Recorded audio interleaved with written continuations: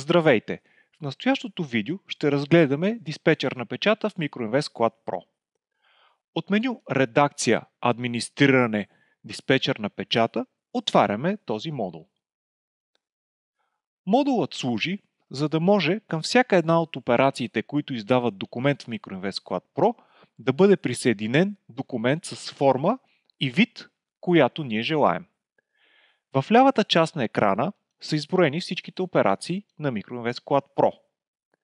Към всяка една от операциите има съответен документ, който е избран.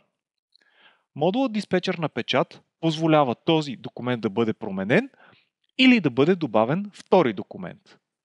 В момента аз ще щракна върху празния ред, така че програмата да извади списък от всички възможни документи. Документите, които виждаме, могат да бъдат разделени по вид, например стандартни документи, които се печатят, Excel документи, които са динамични в програма Excel, или потребителски документи, които се създават индивидуално за всеки един потребител. Визуалните стилове на всички документи са разделени по цветове и по типове. В случая ще изберем в бързо търсене продажба, за да можем да филтрираме единствено документите, които са стокова разписка за продажби. Стандартно в програмата има избран документ, който е стокова разписка за продажби за страна България, но в случая ще добавим втори документ, който да бъде стокова разписка с визуален стил вулканично червено. Прозорецът за избор на документи позволява няколко допълнителни функции. Най-стандартната е, когато изберем един документ, да натиснем бутон Преглед. Избраният от нас документ излиза на екран. По този начин можем да видим как би изглеждал този документ. Алтернативно на това, можем да изберем съответно режима на този документ. Режима може да бъде както преглед, където може да прегледаме документа, така и автоматичен печат, където документът ще бъде отпечатан без да се визуализира на екрана. Доста интересна опция е възможността за избор от потребителя. Тогава за всеки един документ ще бъде зададен въпрос дали той да бъде отпечатан или не. Също така, документите могат да бъдат назначени на различни потребители. Един документ може да е достъпен за всички потребители или за конкретен потребител. Смисъла на тези настройки е, че програмата ви позволява да определите документите, кога да се печатат, при какви условия, кой да има достъп до тях и съответно как да изглеждат документите като визуален стил. Допълнително, за всеки един от избраните документи можем да изберем различен принтер. Например, един документ може да бъде отпечатан в търговски отдел, същия документ може да бъде отпечатан в счетоводния отдел, а в складовата база да бъде отпечатан друг вид документ, например без цени. Така, в търговски отдел ще разпечатате документ за клиента, в счетоводството ще разпечатате документ, който е свързан за осчетоводяване на операциите, а в складовата база ще разпечатате документ, който ще служи за товарене на стоката. Нека да изберем няколко различни вида документи и съответно да изпълним самата операция.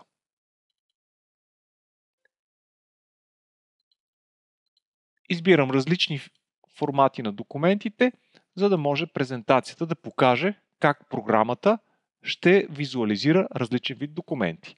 Например, имаме документ в червен вид,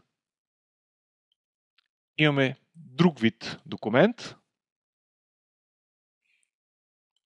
и трети. Всеки един от тези документи може да бъде изпратен към различен принтер. Например, синия документ ще го изпратим към този принтер, докато другия документ ще го изпратим към този принтер. Съответно, можем да определим и брой копия. От този документ ще имаме 2 копия, докато от другите документи ще имаме по 1. Когато съхраним текущата настройка, операция продажба ще има различен вид документи. Нека сега да изпълним една продажба.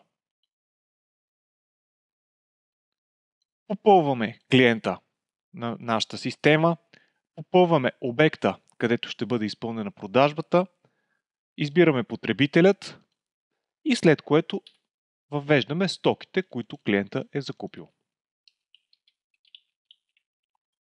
Когато потвърдим запис, потвърждаваме операцията, потвърждаваме печат на документа, извършваме плащане и системата започва да изпълнява действието от диспетчерна печата.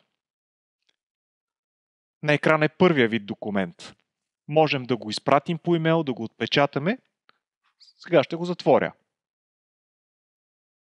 Появява се втория вид на документа. Можем да изпълним същите действия. Ето третия вид документ и четвъртия вид документ. Така, чрез диспетчерна печата свързахме за една операция няколко вида документи. Нека отново да отворим диспетчерна печата. Меню редакция, администриране, диспетчерна печата. Модулът позволява да се свържат документи не само към операциите, но примерно и към фактуриране, където може да изберем различни видове фактури. Тук е възможността да ви кажа, че фактурирането може да създаде документ както на български език, така и международен инвойс. Всичко е въпрос на настройка, така че да изберем правилния набор от фактури, които ще ни свършат работа в нашата дейност. Вместо продажба ще напиша фактура и съответно ни излизат различни видове проформа фактури, фактури с дата на падеж и търговска отстъпка в формат А4, А5, различни цветови гами, фирмено лого и така нататък. Разгледайте диспетчерна печата. Това е изключително мощна функция, която ви позволява да настроите индивидуални документи, да определите кой документ към кои принтери отива и съответно кои потребители имат право да отпечатат съответния вид документ.